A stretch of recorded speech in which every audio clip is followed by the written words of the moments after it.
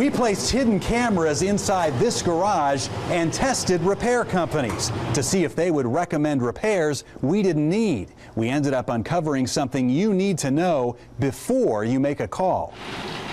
First, we brought in two independent experts with decades of experience repairing garage door openers, recommended to us by the International Door Association. They gave our opener a thorough inspection. There's nothing out of alignment, so the door and the opener are in great working condition. So nobody should try and sell us any costly repairs? No, sir. Next, our experts create a simple problem. They purposely tilt down one of the safety sensors on the side of the garage door. Some people call them safety eyes. They detect if something's in the way and keep the door from closing. The door can't function or go down. Is that a simple problem that any repairman should see right off the spot? Yes, sir, right off the bat. That should be one of the first things that they check.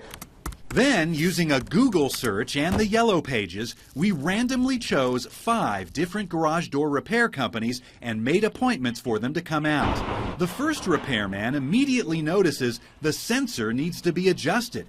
He checks for any other problems, but doesn't find any. That's all that there is. Fortunately, it was something minor. After each repairman leaves, our experts re-inspect the garage door opener to make sure it's still in good condition. And the good news? The first 3 companies we called quickly found the sensor problem and only charged us for a service call. This one was crooked, so you gotta be careful with these safety eyes. The 4th company even helped us fix the problem over the phone, so we didn't have to pay a service fee. But things don't go as smoothly with the 5th and final repair company. Instead of simply adjusting the sensor like the other repairmen, this guy tells us the sensors aren't working. The reason the door's not closing is because that safety eye's not working. I'm not sure if it needs to be replaced, and that's usually the case. He says that will cost us $118, but he's not finished yet. Other than that, on the door itself, the door's not balancing correctly, so that needs to be addressed, regardless. He says we need new springs and rollers, pushing the total up to $615. And if that doesn't work, he says he may need to replace the motor. If that's the issue, you're looking at $351 for the motor. So if you had to replace the motor, the rollers, and the spring, it'd be $1226. That's when our homeowner goes inside and I walk out. Hi. What are you doing? I'm Jaie Avila with the News 4 Troubleshooters. I explained to him that our garage door was already checked by our 2 experts, not to mention the other repair companies before him, and it's in good condition. How come you're recommending so many repairs? Well, the door doesn't balance correctly, so that's an issue. Whether it's working or not, that's definitely going to tear up that. Our independent experts checked out the door, how it's balancing. They checked out the rollers you were talking about. Everything is in good shape. I didn't agree to this. At that point, he tells us to turn off our cameras and starts walking toward his truck. I continue to ask why he recommended repairs our experts say are unnecessary. They are necessary. Why is this happening? We're trying to see if garage door repairmen Are like you an yourself. expert? Are you an expert? Is he an expert? We've had 2 independent experts with 50 years of experience check out this system, including how the door balances, how the track works, everything. Are you saying that they're wrong? Yeah, I am. A spokesman for the company told us on the phone their repairman did a thorough inspection and made repair recommendations based on the age of the home and their standardized price list. You may be feeling pretty good about the results of our investigation since only 1 of the 5 companies recommended repairs.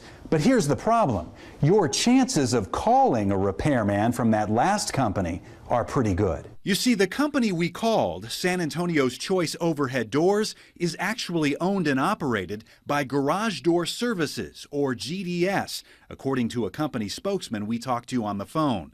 And he says GDS is one business using a lot of different names, or DBAs. On the internet and in the Yellow Pages, they go by names like Garage Door Ninjas, Overhead Garage Door, and even Christian Garage Door Repairs. Look closely at the bottom, though, and you'll see they're all owned by GDS. But the ads don't include a local address.